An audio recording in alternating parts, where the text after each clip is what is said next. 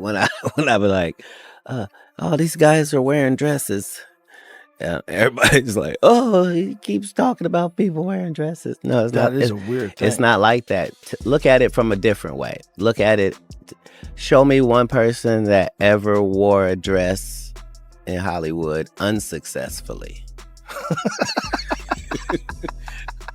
That's how you understand what a ritual is. Because I've been on y'all asses to make this amount of money. And this black man, baby, has paid it to me. Larenz Tate, a name that used to light up every room in Black Hollywood. In the 90s, he wasn't just acting, he was owning every scene. Whether it was gritty street classics or smooth romantic dramas, Tate brought that rare combo of heartthrob looks, real talent, and straight-up charisma that had everybody talking. But then, something strange happened. Look how many people after Pac played Bishop who was like, oh my God, he's really Bishop.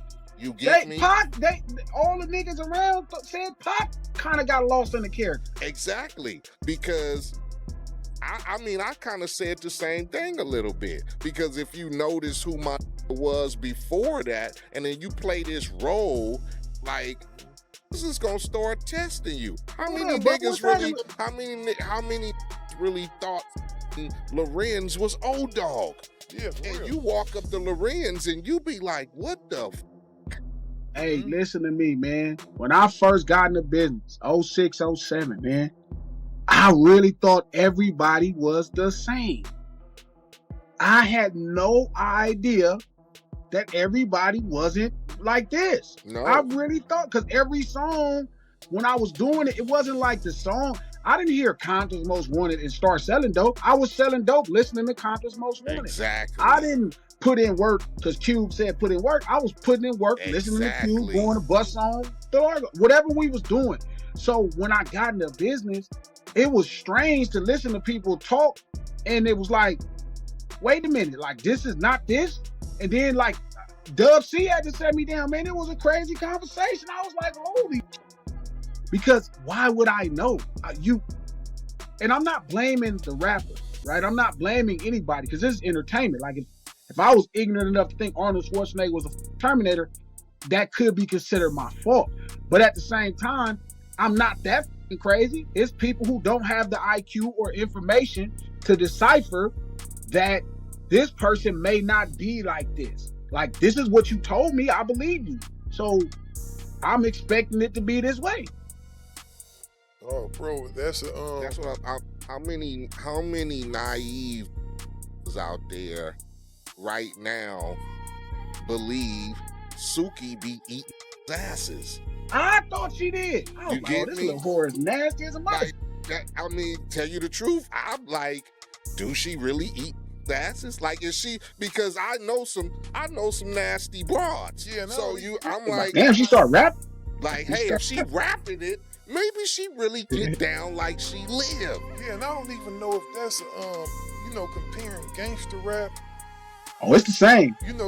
To what they doing. Yeah, it is the same. Because it's a lot of who will say I'm a hard and I claim this and I'm from this and I'm from that. But I would say with gangster rappers, they have a tendency to embellish the facts a little bit more, but it's still a fact. I don't think you could be sweet, probably purebred at the crib, then get on the record talk about eating people's ass and sucking their balls. It's still are not gangsters, but they might make gangster rap. That is actually more that are not gang members that make gangster rap than there are that are gang members that make gangster rap. His glow didn't disappear overnight. It dimmed slowly, like a candle flickering out while no one was watching. People been whispering about it for years. What really happened to Larenz Tate's career? Why did a man with everything going for him suddenly stop being Hollywood's go-to guy? That's crazy. Oh, wow. Give me a minute. That's, I'm speechless actually, because it doesn't feel like that long ago, but I guess so, because fans of that movie have really supported, and it is kind of moved from generation to generation. I have kids now, and like, they are aware of Menace to Society. They know all about that, and it's just wow. I just think that the message behind the the film was just so strong.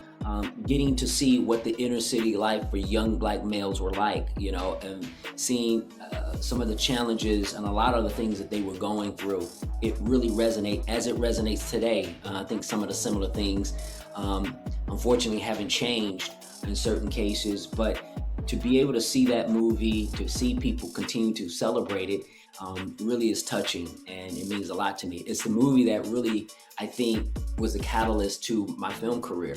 Certainly was Menace to Society, so I'm grateful. And here's where things get spicy.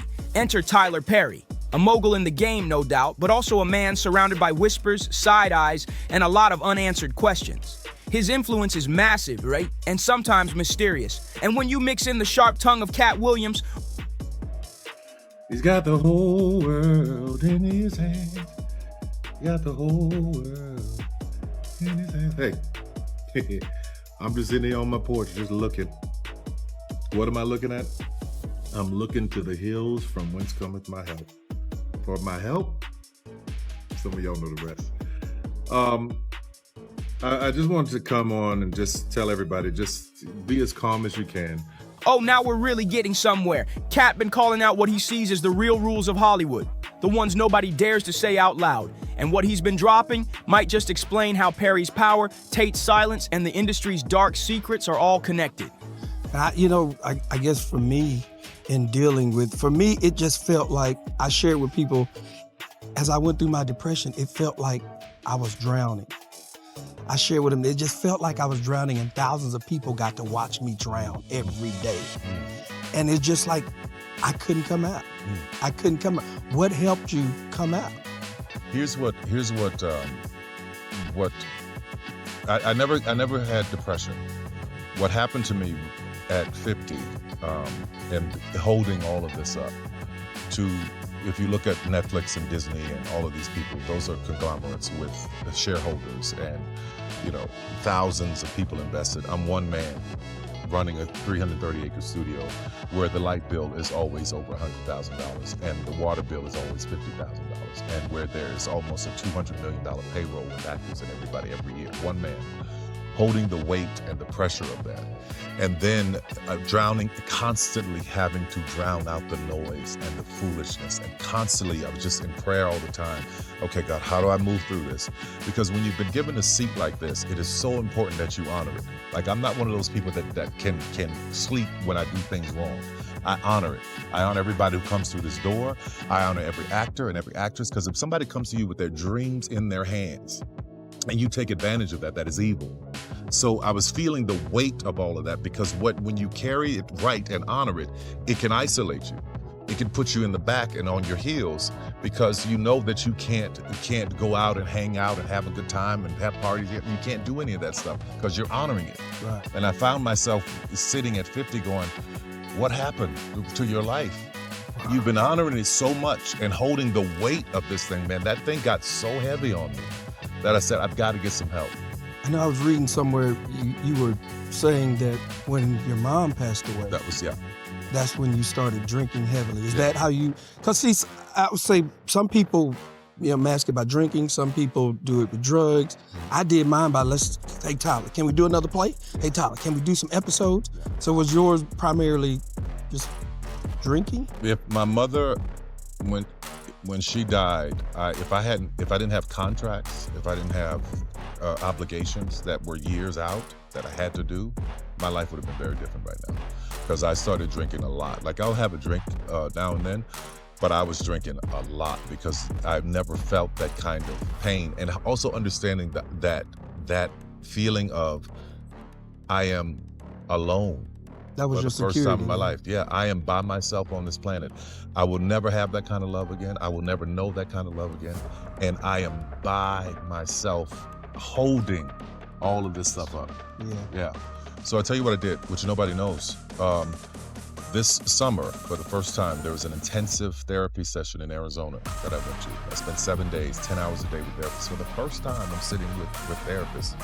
And having these conversations, first of all, I was so exhausted, I thought, what else are you going to do? Because I was about to... And you sounded, it's like, I call you, hey, bro, Yeah, man. I was I'm done. I was exhausted. I was ready to walk away from it all. I was just tired of holding everything and holding everybody up. But going into this intensive 7 days a week, 10 hours a day with all of these different therapists. And before you go in, you do these hundreds of pages of questionnaires. Really? So they have a very clear idea of who you are mentally when you walk in the door. So you can't fool them at all.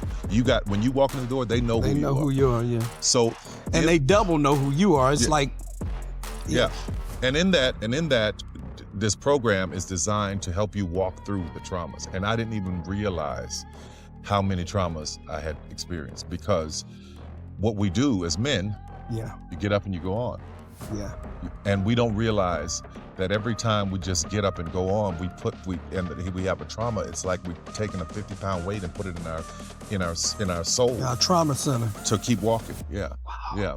Back in the 90s, Larenz was everywhere, from Menace to Society to Dead Presidents to Love Jones. He wasn't just acting, he was making culture.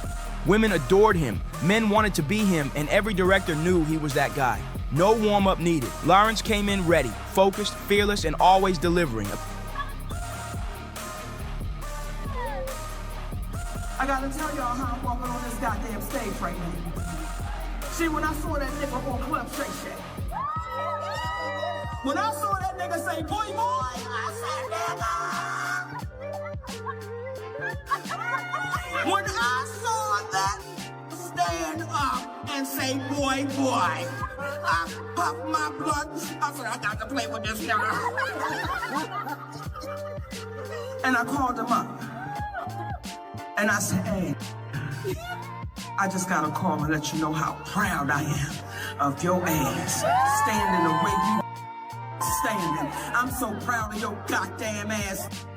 I don't even know what to tell you. I just want to hug your little ass. You around here changing all across the world. I can't wait till we can play together. And then that said, Monique, when would you like to play?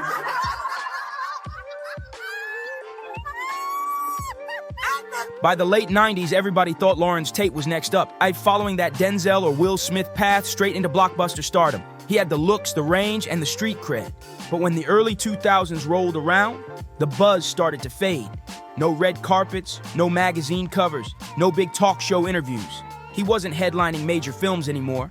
And just like that, folks stopped putting his name in the same sentence as Hollywood's elite black actors. So what happened? Mm-hmm. How do we do that when we give and we give? Because the big issue with me is I gave, and it's just like I couldn't give enough. Like I know with you can't give enough. You know what I found? Because I was sitting in this room with these people, and all of these people were wondering, why are you here? Because there was someone over there who had an addiction. There was someone over there who's had another kind of addiction. Why are you here?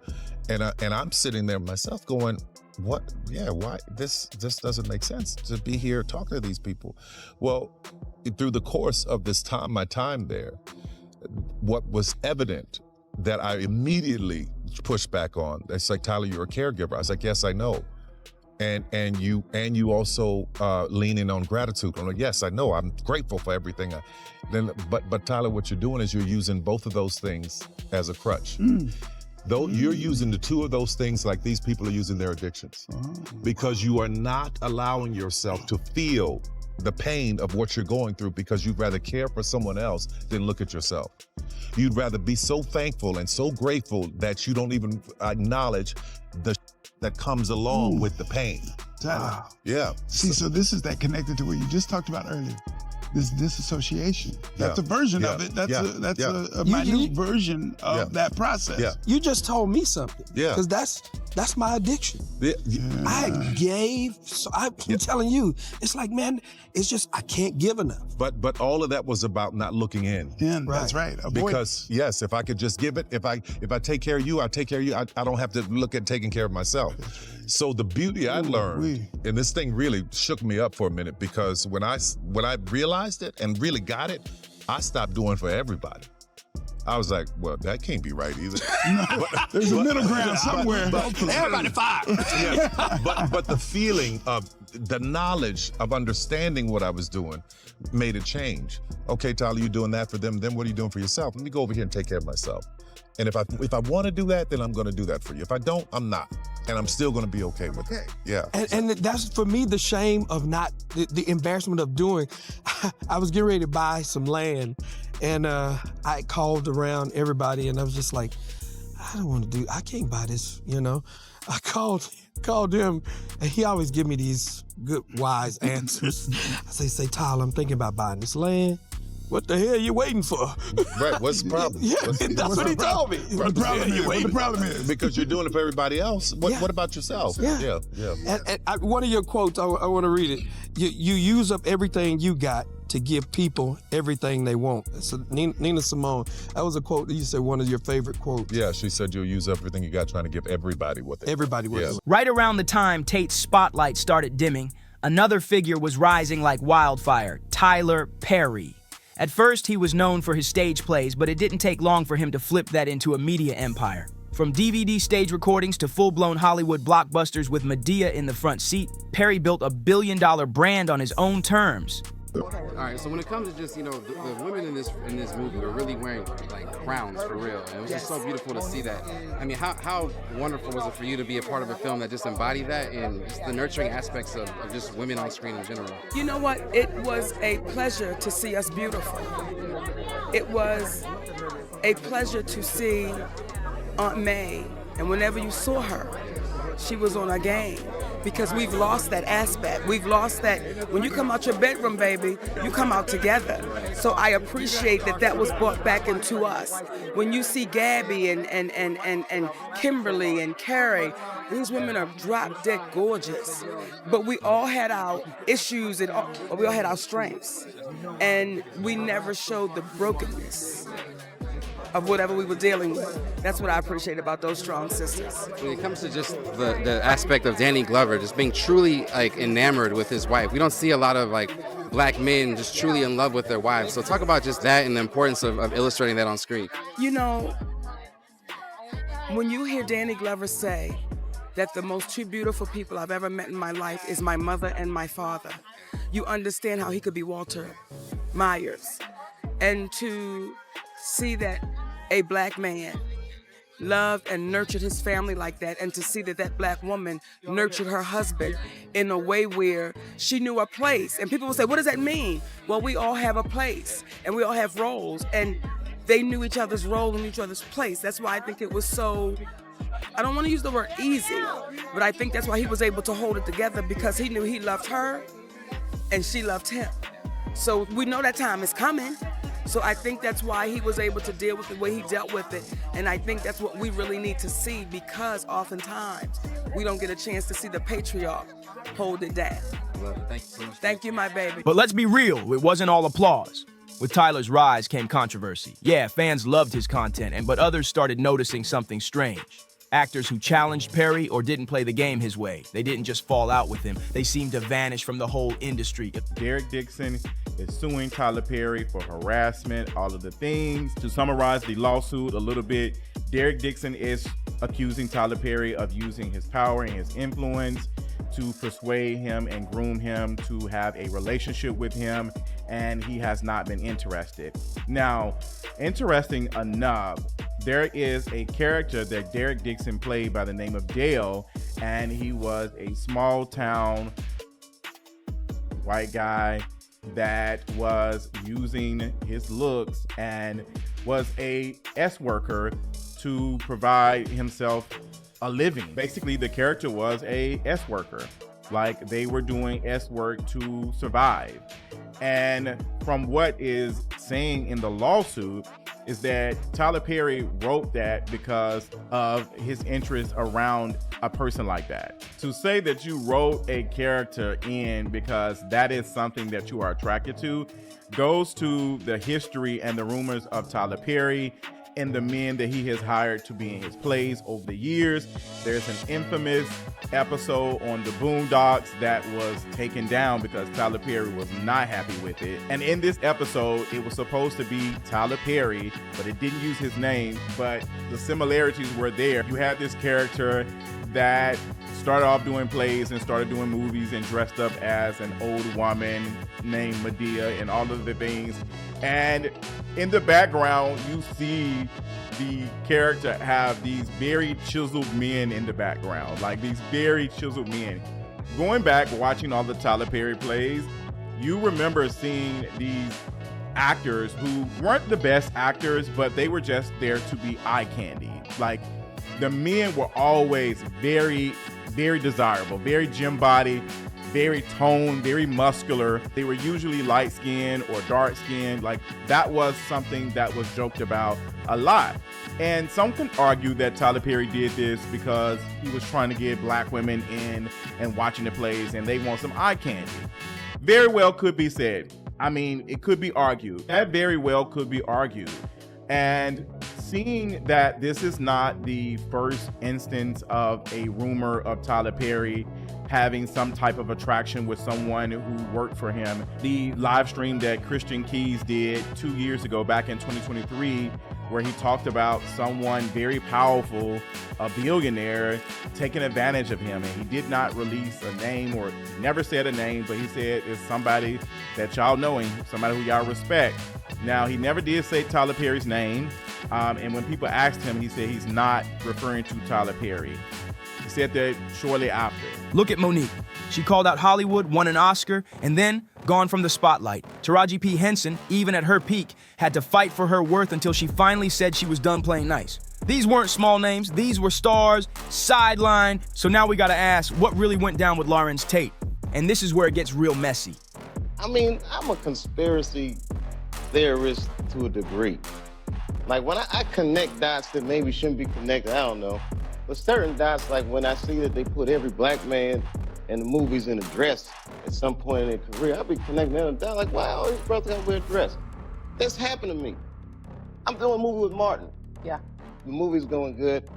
So I walk in the trailer, I'm like, man, this must be the wrong trailer because there's a dress in here. They come in, the writer comes in, I think he's the writer, he's like, Dave, listen, we got this hilarious scene where Martin's sneaking out of jail, so he disguises you as a prostitute. And he put this dress on, and what, a prostitute? Nah, I'm not doing that, I don't feel comfortable with that. But that should have been in the discussion. What? You don't feel comfortable with it? I mean, it's a hilarious bit. All the greats have done it. Oh, well, if all the greats have done it, it's kind of hacky, right? You're right. So why don't we just not do it? Because I don't feel comfortable wearing a dress. Oh, come on, Dave, listen, you got it all set up. We're supposed to shoot. Every minute you waste costs this much money. You know, the pressure comes in. He said, I'm not wearing no dress, man. I'm funnier than a dress. Just give me something funny to say. I don't need to wear no dress to be funny. What am I, Milton Berle? You know, we're going like this. And then finally he's like, and he leaves. And then like the director comes, Dave, it really would be great if you wear the dress. What is wrong? What is this, Brokeback Mountain in here? So,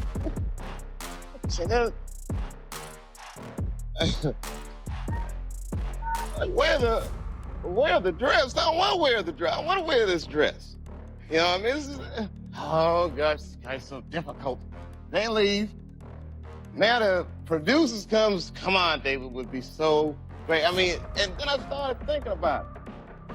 All the comics that I've seen, man, you know, strong brothers, why are they putting us in these dresses? But the minute it was clear, I was adamant, I'm not wearing a dress. I'm not wearing the dress.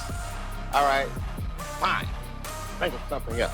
That comes back 10 minutes later, the whole new scene. Damn, how did you write the scene so fast?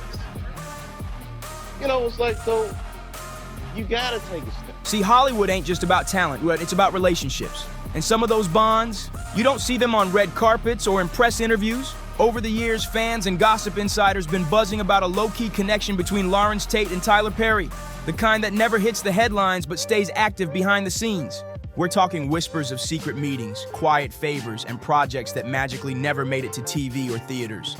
Possible that there isn't anything funnier than a guy in a dress. And if that's the case, then it might also be said that there's nothing funnier than a black guy in a dress. Okay, well, I watched all of my friends throughout my entire life be able to dunk basketball, but not me. So everybody can't do everything. So, you know, some of us make choices. I think it's not a biggest choice for others. I'm saying at the end of the day, Kevin doesn't have to worry about what people are going to say about him wearing a dress because of the long line of dress-wearing people before him. Word on the street is that Perry might have stepped in during Tate's dry seasons, maybe cutting him checks, maybe offering him roles that conveniently never got greenlit. There's even talk that the two spent some serious off-the-grid time together during years when Tate was barely seen publicly. What I do care about is someone who's been accused of using their power. Like, you've been profiting off of black women pain for the longest. And to find out that you're using the profits off of this to now get men opportunities that you want to sleep with. Like, yes, this is an accusation. Derek Dixon hasn't been to court. This is a lawsuit. This is not any charges or any of this. This is just a lawsuit. And he's bringing forth text messages. I always say this, text messages don't really tell much because someone can change a name and make it seem as though they're the person who is texting or who was being sued or being accused of things. They can lie. Somebody can just be texting and pretending to be said person. But the conversations in the text message, I'm not going to hold y'all. Looking at them, it really does come off like this could be Tyler Perry. This comes off like it could be Tyler Perry. And if it is Tyler Perry, in these text messages, you see the textbook grooming. You see Derek Dixon not really showing interest in Tyler Perry like that. He's not interested. And Tyler Perry keeps advancing, keeps flirting and asking and requesting for him to flirt back. He's making innuendos and sending pictures like, you don't see this stud. There was one text message where Tyler Perry, the name, texts Derek's phone, and it was a picture of Tyler Perry on the beach somewhere, and he was asking, you don't see this stud? And Derek Dixon text message, from what it seems like he was just not interested like that. And it kind of supports what he's saying in the lawsuit, is that he didn't have any attraction to Tyler Perry. He wasn't interested in any type of relationship other than just having a job. He wanted to have a job, and he did not want to be on the opposite side of Tyler Perry. He wanted to be in good graces with him to get opportunities. This is how these things work. And it's not uncommon. Like, this happens. Like, when we talk about desire, like, this is one of the things where desirability becomes very, very complicated, because Tyler Perry, for all intents and purposes, desired this white man. He was very much interested in him, and he gave him opportunities based off of just that. If that is to be true from what is being said in the text message, if this is Tyler Perry. We don't know. This is all alleged. We don't know if this is Tyler Perry. But what he's saying, it seems as though this person was attracted to him, interested, got him opportunities. Now, while we talk about power dynamics, because we're talking about a multi-millionaire named Tyler Perry, and Derek Dixon is just a random white man who benefits from desire. Tyler Perry still outweighs him a little bit when it comes to power dynamics.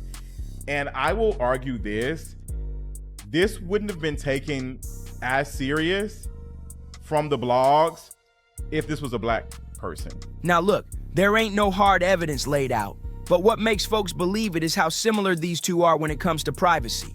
Both Larenz and Tyler, extremely locked down. No wild headlines, no oversharing, just silence. And in a town like Hollywood, silence doesn't calm rumors, it feeds them. Does it make you mad when people tell Tyler Perry to stop showing those women on camera? I think that's their own trauma's triggered. Because in the community, black community, we don't deal with it.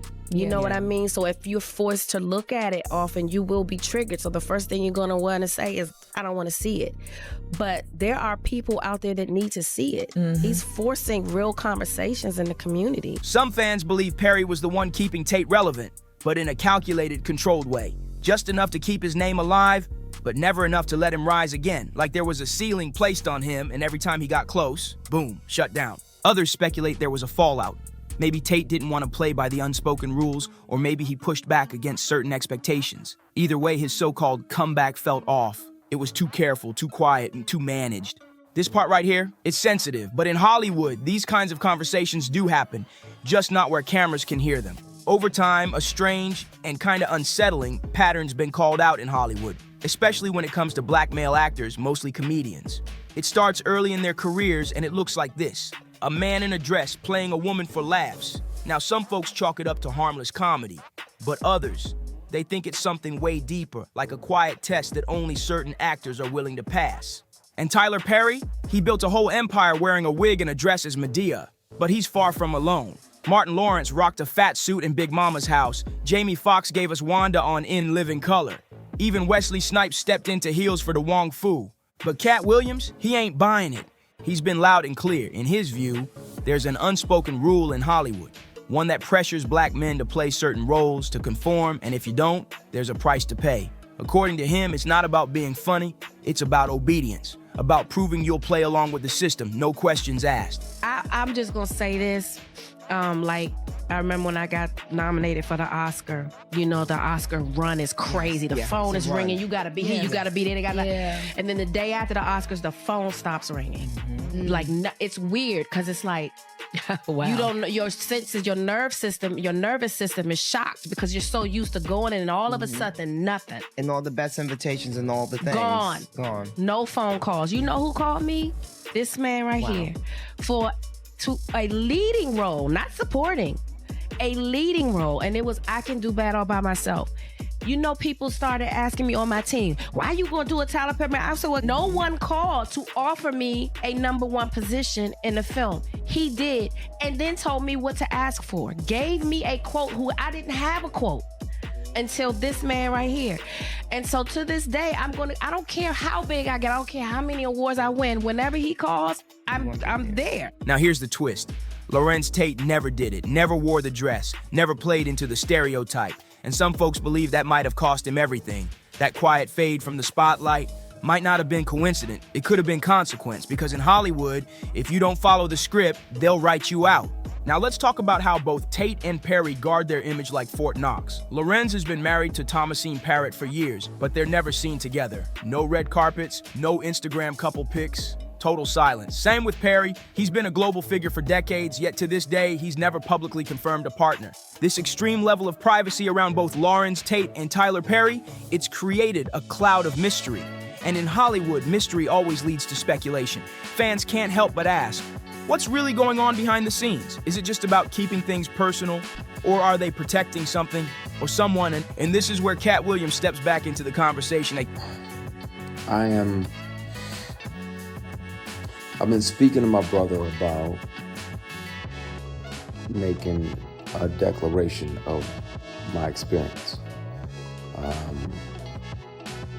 What I experienced with certain powers that be that were moving inappropriately. And I really, it's in my bone marrow to discuss that, because thankfully God built me the way that he built me, but I'm not sure, based on this person's claims and brags, that he's literally got, at the same time this person was harassing me for years.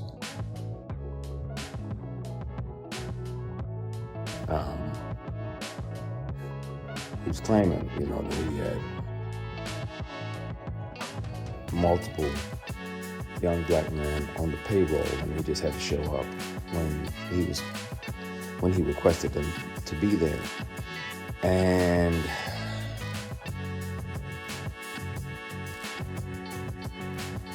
clearly, that's why it felt to him that it was okay to say these things. And I want to have these discussions. I want to be transparent with y'all about that. I've done my best to forgive this person, but it happens. It happens. It's not just women that have to deal with it, but it's also men sometimes. And it'll be men tempting men. And that's why a lot of my posts over the last few years have been about taking the scenic route, taking the long way around, because if that means that you can carry your integrity with you, then, and it's 11/11. Thank you, Heavenly Father, for another opportunity to connect with you. Please forgive my sins, my shortcomings, my bad decisions, and my mistakes. Please continue to guide and protect us as long as you can. Everybody that's watching, it's not a presentation. If I see you, love you, love you. Let's have a conversation with God. So thank you, Heavenly Father. I appreciate you. We love you. We thank you. In Jesus Christ, we pray. That's interesting. But there are people that will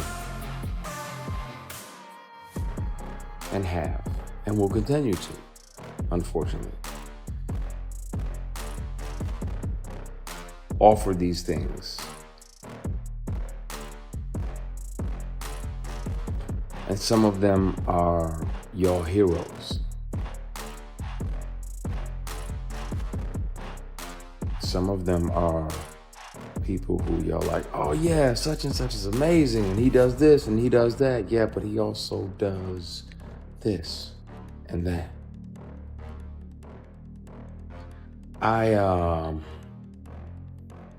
At some point soon, it's gonna have to come out. I've kept one of these on me since 2005. Whether it's a keychain recorder or a pen, because most predators will check your phone. And once the harassment started, I was like, well, I gotta protect me, because I'm saying no, and I don't want this person, as powerful as they are, to try to get in the way of my work. Katt's been one of the few bold enough to name names and calling out networks, producers, and big-name celebs that he believes are playing both sides. He doesn't bite his tongue, and because of that, he's paid the price. Blackballed, silenced, labeled difficult, but Katt's been saying it for years. Hollywood runs like a clubhouse. You either play by the rules or you get erased. Now, Katt's never come out and directly said Tyler Perry sabotaged Larenz Tate, but his rants about secret industry deals, silencing tactics, and career manipulation, fans are connecting the dots, especially when Katt says things like, if you don't do what they want you to do, they'll take everything, your roles, your reputation, even your legacy. And that makes people wonder, is that what happened to Larenz? Because power in Hollywood ain't always louder in your face. Sometimes it's in the contracts you never see, the phone calls you'll never hear, the roles you were never told about. Tyler Perry has real power, his own studio, his own shows, his own empire. If you're in his circle, you get roles, protection, and a platform. But if you step out of line or say no to the wrong request, suddenly your phone stops ringing and your career starts fading fast. At the end of the day, we might never get the full truth about what really went down between Larenz Tate and Tyler Perry. Was it just a quiet friendship, strictly business, or something deeper that the public was never meant to see? One thing's for sure, Larenz Tate deserved better. More roles, more recognition, a bigger legacy. He had the talent, the range, the presence. So why didn't he get the same shot as his peers? Somewhere along the way, something or someone pumped the brakes on his rise. And for fans who've been watching closely, it never made sense. Until now. Katt Williams been screaming from the sidelines for years. Hollywood ain't about just being good at your craft. It's about loyalty, silence, following rules you don't even know exist until you break one. And if you don't play the game, you vanish. So we gotta ask, was Larenz's silence a personal choice, or was it the price he had to pay for stepping outside the invisible lines? Let us know what you think in the comments below. Do you believe there was more behind Tate's career slowdown? Was it politics, power, or something else altogether? And if you're rocking with us, don't forget to like, share, and hit that subscribe button so you never miss the drama, the truth, and the untold stories. See you in the next one.